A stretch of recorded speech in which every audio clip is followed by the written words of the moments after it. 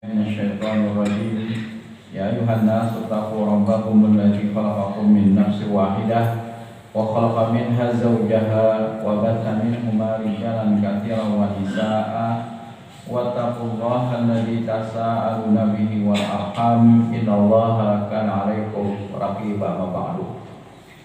Bapak-bapak, ibu-ibu, hadirin wal hadirat jamaah subuh Masjid Al-Munawwarah rahimani wa rahimakumullah. Puji dan syukur marilah bersama-sama kembali kita panjatkan kehadirat Allah Subhanahu wa taala atas limpahan segala nikmat dan karunia-Nya, hidayah serta petunjuknya jualah, sehingga pada kesempatan di hari ini kembali kita dapat melaksanakan aktivitas rangkaian ibadah kita kepada Allah Subhanahu wa taala. Semoga dari apa yang kita jalankan senantiasa mendapatkan keridhaan dari Allah Subhanahu wa taala. Amin ya rabbal alamin. Dan mudah-mudahan keistiqomahan kita di dalam melaksanakan ibadah kepadanya tetap terjaga. Salawat dan salam semoga senantiasa tercurah kepada Nabi kita Muhammad sallallahu alaihi wasallam beserta keluarga, para sahabat, tabi'in serta pengikut beliau yang senantiasa istiqomah menjalankan sunnah-sunnah makbulahnya hingga akhir zaman. Bapak-bapak, ibu hadirin wal hadirat rahimakumullah. Pada kesempatan di subuh kali ini pembahasan kita adalah terkait dengan tuntunan tarjih di dalam praktek ibadah sholat, bahwa pada hakikatnya yang namanya manhaj tarjih itu adalah rujuk ila Quran wa sunnah, mengembalikan kepada apa yang telah ada disebutkan baik itu di dalam Al-Quran maupun hadits Nabi sallallahu alaihi wasallam. Terutama adalah dalam praktek-praktek ibadah, kemudian di dalam akidah. Maka slogan yang pertama adalah mengembalikan semua perkara-perkara itu kepada pegangan yang utama atau sumber yang utama, yaitu adalah Al-Quran maupun hadits Nabi sallallahu alaihi wasallam.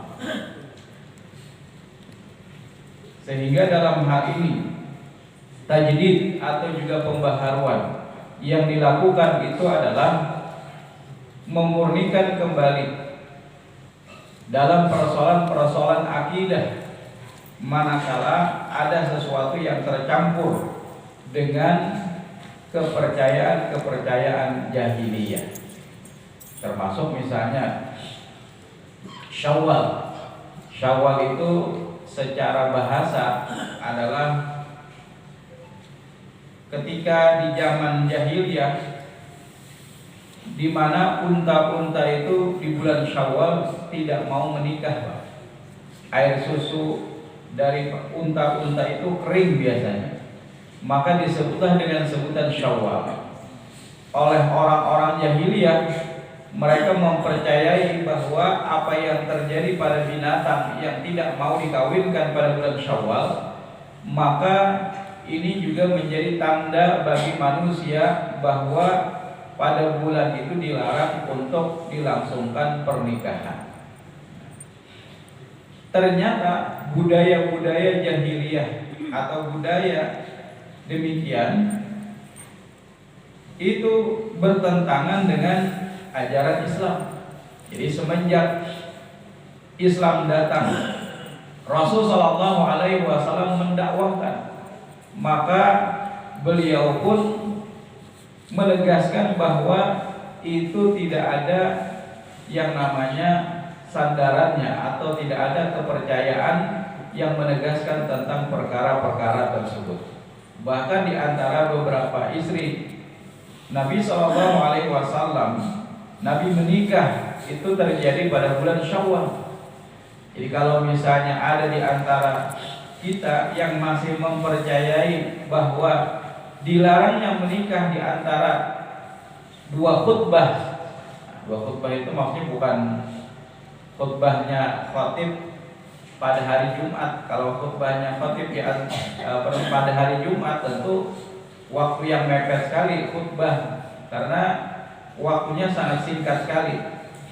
Tetapi maksudnya adalah dilarangnya seseorang menikah di antara dua khutbah, yaitu khutbah Idul Fitri dan juga khutbah Idul Adha.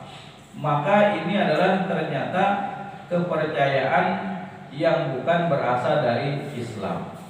Ternyata ini adalah kepercayaan dari zaman jahiliyah yang dipercayai oleh orang-orang jahiliyah di masa lalu, bahwa bulan Syawal itu dilarang bagi seseorang melangsungkan pernikahan karena melihat gejala atau juga tabiat dari binatang unta di masa yang lalu.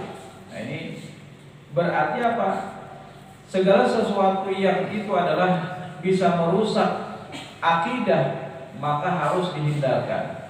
Tajdid atau juga pembaharuan, mengembalikan dalam persoalan-persoalan akidah atau kepercayaan hanya kepada rujukan yang utama, yaitu adalah Al-Quran maupun hadis Nabi Sallallahu Alaihi Wasallam. Nah, itu ada kepercayaan bahwa dilarang menikah misalnya di bulan Syawal. Kalau ada di antara pian yang hendak menikahkan anak di bulan Syawal, silakan Pak. Tidak ada mitos, tidak ada kepercayaan bahwa apabila menikah pada bulan Syawal itu akan terjadi yang namanya perceraian dan lain sebagainya. Itu sebenarnya hanya mitos-mitos yang berkembang di masyarakat jahiliyah di masa yang lalu. Maka itu dibuktikan oleh Rasul. Beliau pun menikah di bulan Syawal untuk melepas, menghindarkan segala macam kepercayaan yang demikian. Nah, Muhammadiyah dalam hal ini, tajdid dalam bidang akidah adalah mengembalikan kembali dengan apa yang telah disebutkan di dalam Al-Quran maupun hadis berkenaan dengan akidah. Kemudian tajdid di dalam persoalan ibadah, bagaimana? Bukan melakukan pembaharuan, membuat atau juga mengkreasikan ibadah-ibadah yang baru, bukan. Tetapi maksudnya adalah mengembalikan, menyesuaikan dengan apa yang dipraktekkan oleh Rasul Sallallahu Alaihi Wasallam. Jadi tajdid yang dimaksud dalam bidang ibadah itu adalah menyesuaikan kembali dalam praktek-praktek ibadah mana yang ternyata belum sesuai, maka disesuaikanlah, dikembalikanlah dengan apa yang dipraktekkan oleh Rasul Sallallahu Alaihi Wasallam. Sebagai contoh misalnya, kalau dulu kita pada saat tasyahud itu asyhadu an la ilaha illallah bahari, maka setelah kita mengetahui akan dalilnya bahwa yang namanya tasyahud itu mengacungkan jari itu dari semenjak awal duduk tasyahud, maka kita kembalikanlah lagi kepada apa yang memang tersebut di dalam dalil-dalilnya. Dan masih banyak juga praktek-praktek lain yang mungkin pada saat dia SD, SMP diajarkan seperti ini, tetapi ternyata setelah kita mengetahui rujukannya dari hadis Nabi Sallallahu Alaihi Wasallam, maka tentu kita berlapang dada untuk menerima ketentuan contoh dari apa yang dipraktekkan oleh baginda Rasul Sallallahu Alaihi Wasallam. Nah, sementara yang ketiga, tajdid yang ketiga ya dalam bidang muamalah, di luar dari perkara akidah, di luar daripada perkara ibadah, maka tajdid yang dilakukan oleh Majelis Tarjih bagaimana? Yaitu adalah mendinamisasikan segala ketentuan-ketentuan hukum sesuai dengan sholihun likulli zaman wa makan, menyesuaikan dengan apa yang terjadi pada hari itu, di masa itu, sesuai dengan kondisi dan juga zamannya. Makanya di dalam praktek-praktek muamalah ini karena kian hari kian berkembang, maka di situ ada yang namanya ma'qulun makna. Jadi segala sesuatu terkait dengan muamalah itu bisa ditangkap maknanya. Sehingga dalam menetapkan satu hukum tidak cukup hanya membaca secara tekstualis. Kalau akidah dan ibadah tekstualis, Muhammadiyah pendekatannya. Tetapi di dalam persoalan muamalah, maka kita juga harus melakukan yang namanya kontekstualis terhadap dalail atau dalil-dalil. Mana dalil-dalil yang menegaskan secara makna misalnya. Mana dalil yang harus kita lihat juga sabab wurudnya, munculnya hadis itu. Maka dalam hal ini tidak cukup kita memahami hanya secara tekstualis. Jadi kalau misalnya pendekatan yang dilakukan oleh majelis tarjih di dalam persoalan-persoalan muamalah itu lebih condong kepada pendekatan kontekstualis, melihat kepada apa yang dimaksudkan di dalam hadis Nabi Shallallahu Alaihi Wasallam. Misalnya berkenaan dengan mahram, maka dilihat apa yang dimaksudkan oleh Rasul Shallallahu Alaihi Wasallam. Seorang perempuan dilarang untuk melakukan yang namanya perjalanan yang menempuh jarak 1 hari atau juga beberapa hari. Maka dilihatlah semua hadis-hadis yang berkenaan dengan itu. Jadi dikumpulkan, bukan hanya satu hadis. Setelah itu dibaca secara tekstual bahwasanya diharamkan bagi perempuan misalnya untuk melakukan perjalanan sendirian atau tanpa disertai dengan mahramnya. Maka tidak cukup hanya sampai di sana, tetapi juga diambil beberapa hadis Nabi Shallallahu Alaihi Wasallam yang berkenaan dengan persoalan-persoalan tersebut. Maka itu ada sebuah hadis yang menyebutkan, wahai Adi, kata Nabi, wahai Adi, tahukah engkau apakah itu hirrah? Kemudian Adi pun menjawab bahwasanya aku mendengar bahwasanya yang namanya hirrah itu adalah satu kotak. Kemudian Nabi Shallallahu Alaihi Wasallam, nanti akan ada seorang perempuan yang mereka berjalan dari hirrah menuju Baitullah untuk melaksanakan tawaf dalam keadaan sendirian. Ternyata kata Adi, setelah Rasul Shallallahu Alaihi Wasallam wafat beberapa tahun kemudian setelah Rasul wafat, ternyata Adi menyaksikan sendiri kejadian bahwa ada seorang perempuan yang pada saat itu mampu melakukan yang namanya perjalanan ibadah hajinya hanya dalam kondisi sendirian. Karena kondisi sudah aman, Pak. Jadi keadaan sudah aman. Maka dalam hal ini, kalau seandainya diharamkan bagi perempuan untuk melakukan perjalanan, tetapi kenapa Nabi Shallallahu Alaihi Wasallam bersabda demikian? Berarti ada sabab wurudnya, bahwa kondisi di saat itu perempuan tidak bisa melakukan perjalanan sendirian atau tanpa disertai dengan mahramnya, disebabkan karena kondisi, Pak. Kondisi yang belum begitu aman. Jangankan seorang perempuan, beberapa kabilah saja melakukan perjalanan dagang, Pak. Perjalanan dagang di Mekah atau juga di Madinah pada saat itu. Mereka biasanya berkelompok atau kabilah. Banyak di antara mereka yang dirampok di tengah jalan, dicegat di tengah jalan. Kecuali hanya Bani Hashim, Pak. Bani Hashim itu mereka mendapatkan yang namanya ailaf. Ailaf itu semacam surat sakti. Karena apa? Bani Hashim itu adalah sebagai penunggu atau juga tuan daripada Ka'bah. Sehingga siapapun dari bangsa Arab, mereka pasti akan melakukan perjalanan menuju Mekah. Dan mereka tidak bisa melewati kecuali harus meminta izin kepada Bani Hashim. Sehingga ketika kakek-kakeknya Rasul Shallallahu Alaihi Wasallam melakukan perjalanan, baik itu ke wilayah utara atau juga ke wilayah selatan, maka mereka bisa mendapatkan keamanan keamanan dari semua kabilah-kabilah. Mereka tidak akan pernah dirampok. Karena apa?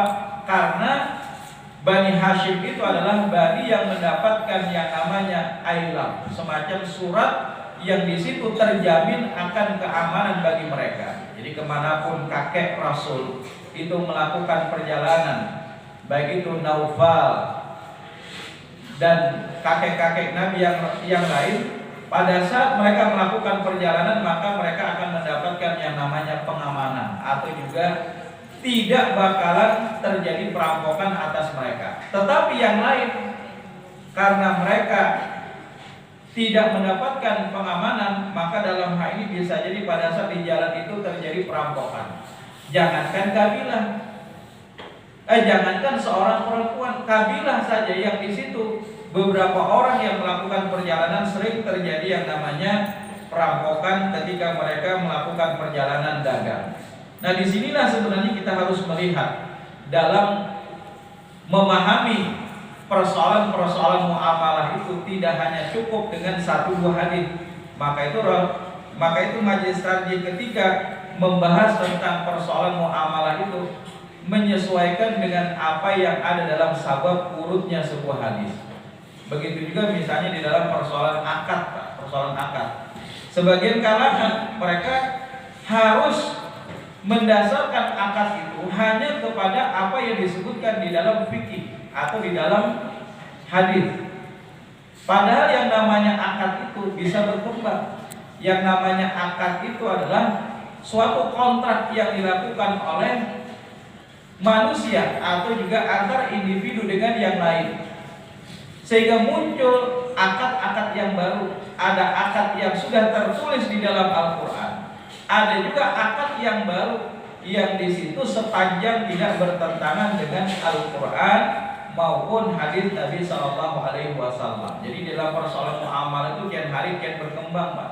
Kalau kita tidak bisa mengembangkan hukum tentang persoalan muamalah, maka kita pasti akan terjadi dalam kondisi yang begitu menyulitkan, Pak. Jadi kalau muamalah itu kaku, kalau muamalah itu terbatas sebagaimana akidah dan ibadah. Kalau akidah dan ibadah itu terbatas, tidak bisa lagi kita kembangkan. Tetapi sebaliknya kalau muamalah itu kaku, rigid, tidak bisa lagi kita kembangkan, maka manusia itu akan mendapatkan kesulitan di dalam muamalahnya. Nah, disinilah majelis tarjih memahami bahwasanya al-aslu fil muamalah ibahah. Segala hal yang terkait dengan muamalah itu pada asalnya adalah boleh, sampai ada dalil yang mengharamkannya. Jadi silakan misalnya kita melakukan kontrak baru apapun namanya, Pak. Tidak mesti kita harus mencari rujukannya di dalam Al-Quran. Tidak mesti kita harus mencari rujukannya secara tekstual di dalam hadis Nabi SAW. Silakan pian ciptakan kontrak-kontrak baru di dalam bisnis modern saat ini. Tetapi nanti yang dilihat adalah adakah hal itu bertentangan dengan Al-Quran maupun prinsip yang ada dalam hadis Nabi SAW. Nah, disinilah sebenarnya ajaran Islam adalah ajaran yang sholihun li kulli zaman wa makan. Nah, Bapak-Bapak Ibu wal hadirat rahimakumullah, itu hanya sekedar salah satu manhaj dari tarjih di dalam membahas atau menetapkan satu hukum. Masih banyak, misalnya majelis tarjih juga tidak berafiliasi kepada hanya salah satu mazhab. Jadi dalam menetapkan satu hukum maka dilakukan secara ijtihad jama'i, dilakukan dengan musyawarah. Tidak hanya seseorang berpendapat, misalnya ulun berpendapat, pendapat ulun itu bisa jadi salah. Tetapi kalau beberapa orang yang mereka bermusyawarah untuk menetapkan satu pendapat, tentu ini mendatangkan dalil yang lebih kuat. Jadi kalau misalnya hanya satu orang berpendapat, satu ustadz berpendapat, itu belum tentu mendatangkan satu kebenaran yang mutlak, kebenaran yang mendekati kebenaran hakiki, paling tidak mendekati kebenaran yang mutlak. Tetapi kalau beberapa kepala yang di situ saling mengoreksi, saling melakukan musyawarah, maka itu lebih mendekati kepada kebenaran.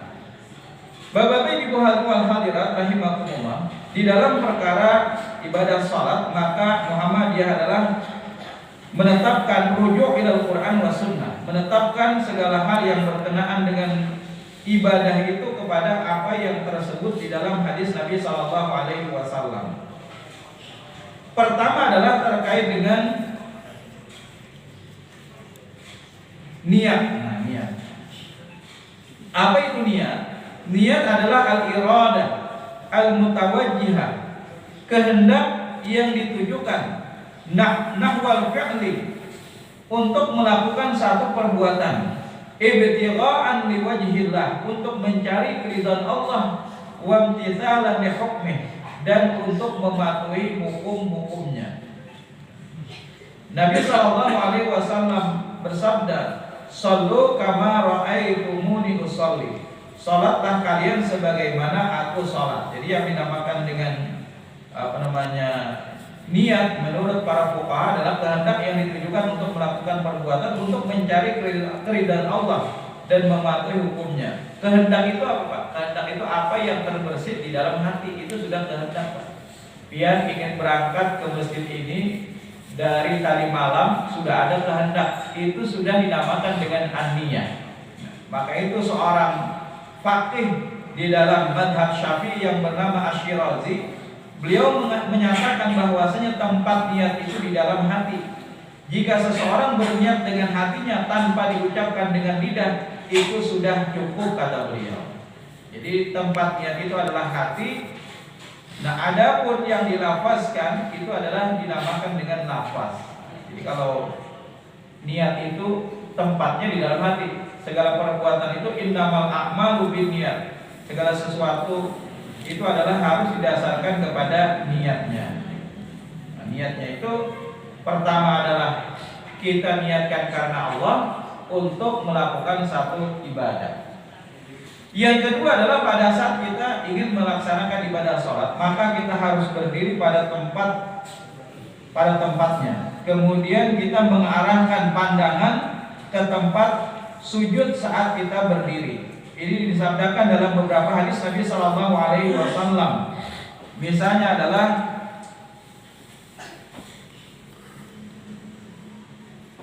An Jabir bin Samurah, dari Jabir bin Samurah qala Rasulullah Sallallahu Alaihi Wasallam, la yantahiyanna aqwamun yarfa'una absarahum ila sama fi shalah aw la tarji' ilaihim. Dari Jabir bin Samurah, ia berkata bahwasanya Rasul sallallahu alaihi wasallam pernah bersabda, hendaklah beberapa kaum menghentikan pandangan mereka ke langit dalam salat, atau jangan kalian kembali kepada mereka. Hadis riwayat Muslim. Kemudian di dalam riwayat Anas bin Malik, anna Rasulullah sallallahu alaihi wasallam qala, ma baru aqwamin yarfa'una absarahum ila sama fi salatihim. Rasul bersabda, mengapa beberapa kaum menghadapkan pandangannya ke langit dalam salat mereka? Maka beliau berkata dengan keras. Apa kata beliau? La yantahunna an dzalika aw la tukhtafanna absarahum. Maka kata Nabi sallallahu alaihi wasallam, melihat kenyataan demikian, hentikanlah dari apa yang dilakukan seperti itu. Jadi kata Nabi, jangan pada saat sholat itu pandangannya ke atas. Jangan pandangannya ke atas. Jangan kalian lakukan demikian itu, atau tunggu akan dicabut pandangan kalian. Hadis riwayat Al-Jamaah. Jadi pada saat sholat pandangan kita itu menuju tempat sujud. Jadi tidak perlu lagi dipertanyakan. Karena ini dalam praktek ibadah, karena Nabi menegaskan demikian, maka itulah yang dilakukan. Kenapa misalnya pandangan pada saat sholat itu harus ke tempat sujud? Kok dilarang pada saat pandangan kita ke atas misalnya? Kan tidak ada apa-apa juga. Misalnya kalau kita mempertanyakan demikian. Tapi karena ini adalah praktek yang dilakukan oleh Rasul Shallallahu Alaihi Wasallam, maka itulah yang kita lakukan. Jadi pada saat sholat pandangan kita itu adalah ke tempat sujud, Pak. Jadi bukan ke depan, bukan ke atas, bukan juga ke baju orang. Misalnya ada orang yang sholat Allah Akbar, sekalinya di muka pakai baju sidin, bergambar macam-macam. Lalu akhirnya apa, membuat kita tidak konsentrasi di dalam sholat. Karena apa? Pandangan kita ke depan. Pandangan kita ke depan sekalinya memandang baju orang. Atau misalnya ibu-ibunya memandang mukena orang. Ini bagus banget lah jalan. Mukena sini ini mana? Manu kami pasar burung kan sudah mampir kan kena gini bahas sholat aku di sini. Nah akhirnya terbawa kita. Tetapi pada saat kita Allah Akbar, pandangan kita ke tempat kita sujud, maka itu akan membuat konsentrasi kita di dalam sholat lebih fokus. Jadi dalam perkara sholat, karena Rasul melarang pandangan kita ke atas kecuali hanya ke tempat sujud, maka itulah yang kita amalkan atau kita kerjakan. Nah kemudian yang kedua adalah takbiratul ihram, dengan mengucapkan Allahu Akbar. Idza qumta ila shalah fakabbir, kata Nabi. Kalau kalian mendirikan salat, maka bertakbirlah. Jadi salat itu adalah muftatahatun bitakbir. Dalam riwayat yang lain dibuka dengan takbir, Pak. Maka itu tidak dibuka salat kita kalau seandainya kita belum bertakbir.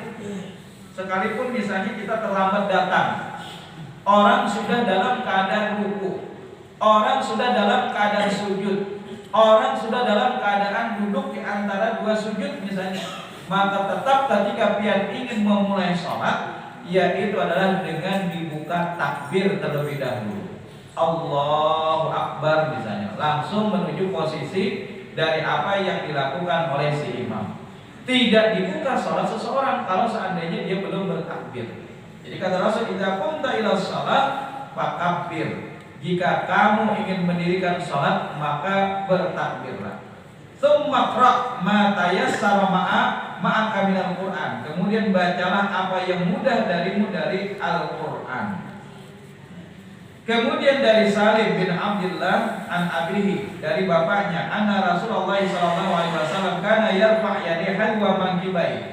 Adalah Rasul sallallahu alaihi wasallam mengangkat kedua tangan itu adalah sejajar dengan kedua bahu. Idza tatahas shalah, apabila beliau memulai atau membuka salatnya. Jadi pertama hadis yang menegaskan tentang perkara mengangkat sejajar dengan bahu ini, Pak. Jadi silakan mengangkat sejajar dengan bahu ketika kita memulai salat atau dengan mengangkat takbiratul ihram. Hadis riwayat Bukhari. Kemudian yang kedua, ada juga riwayat yang menegaskan bahwasanya mengangkat kedua tangan itu sejajar dengan telinga.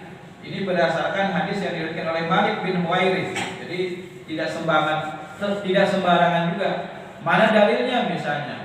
Mengangkat tangan pada saat takbiratul ihram itu adalah sejajar dengan telinga. Ini dalilnya, Pak. An Malik bin Huwairits, dari Malik bin Huwairits, anna Rasulullah sallallahu alaihi wasallam kana idza kabbara, adalah Rasul sallallahu alaihi wasallam apabila beliau bertakbir, rafa'a yadayhi, maka beliau mengangkat kedua tangan, hatta yuhadhiya bihima udunaihi, sampai kedua tangan itu sejajar dengan telinga. Jadi boleh seperti ini. Tanawwu' fil ibadah, beragam macam ibadah untuk kita kerjakan sepanjang ada dalilnya yang sahih atau paling tidak hasan, maka boleh kita kerjakan, Pak. Karena rujuk ila Quran wa sunnah itu adalah berdasarkan kepada hadis yang maqbulah, sahih dan juga hasan paling tidak. Hanya kita mengangkat sejajar dengan bahu silakan. Tapi di lain kesempatan kita juga mengangkat sejajar dengan telinga, itu juga silakan. Nah karena itu kayak ini, Pak. Allahu Akbar apa pulang? Ini jasirin alif, ini lam, ini ha. Pada saat sholat seolah-olah filosofinya kita mengangkat lafaz Allah ini, jangankan di dalam hadis yang sahih, di dalam hadis yang maudhu pun terdapat palsu kan ada banyak. Dari mana dibuat-buat, dan ini banyak berkembang di masyarakat kita yang mengajarkan seperti ini. Nomor handaknya kayak ini, mula-mula. Ini apalagi, maka itu segala sesuatu yang berkenaan dengan ibadah, maka dasarkanlah kepada apa yang tersebut di dalam hadis Nabi. Kalau memang seperti ini, ya seperti ini yang kita lakukan. Nah, di dalam riwayat yang lain disebutkan lagi An Abdul Jabbar bin Wa'il an abihi, dari Abdul Jabbar bin Wa'il dari ayahnya, annahu absara Nabi sallallahu alaihi wasallam, sesungguhnya ia pernah melihat Nabi sallallahu alaihi wasallam hina qama ila shalah, ketika beliau melaksanakan salat, rafa yadai, beliau mengangkat kedua tangan, hatta kanata bihiyali mankibai wa hada bi ibhamai udunai. Jadi mengangkat kedua tangan beliau, mengangkat kedua tangan setentang dengan kedua bahu, setentang dengan kedua bahu, dan mensejajarkan dua ibu jari dengan kedua telinga. Ini ibu jari disejajarkan dengan kedua telinga. Jadi sejajar dengan yang namanya telinga. Jadi kadang-kadang beliau mengangkat kedua tangan sejajar dengan bahunya, dan kadang-kadang Nabi SAW mensejajarkan dengan kedua telinganya pada saat beliau bertakbir.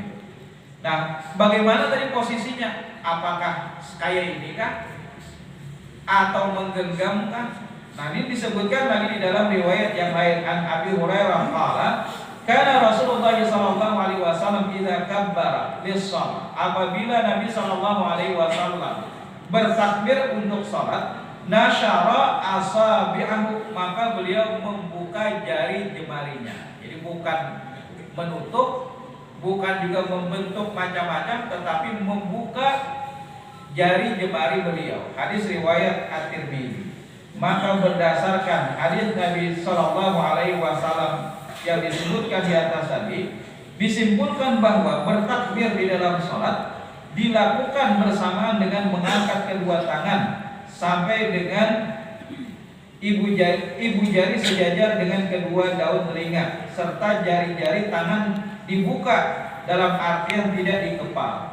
Jadi kesimpulannya, tanpa menafikan hadis yang menyebutkan mengangkat kedua tangan terlebih dahulu kemudian bertakbir. Jadi kalau bisa bertakbir itu bersamaan, Allah misalnya, atau Allah. Jadi bersamaan sebutan takbirnya itu dengan mengangkat kedua tangannya. Tetapi juga boleh dengan mengangkat kedua tangan dulu, setelah itu bertakbir. Itu juga diperbolehkan. Nah, jadi yang penting dari pada saat posisinya bagaimana, boleh sejajar dengan bahu, boleh juga sejajar dengan telinga, dan pada saat tangan itu diangkat maka dalam keadaan terbuka jari jemarinya. Demikian yang saya sampaikan, baru pembahasan dua gerakan terkait dengan sholat. Pertama adalah pada saat kita berdiri di dalam sholat, maka kita harus meletakkan pandangan mata itu ke tempat sujud.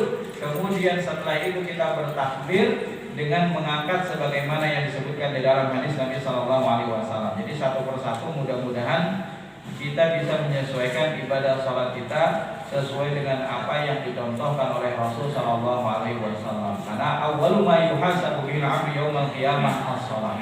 Yang pertama kali nanti akan dihisab dari diri seorang hamba itu adalah sholatnya. Mudah-mudahan dengan baiknya sholat kita juga akan menuntun kita di dalam kehidupan.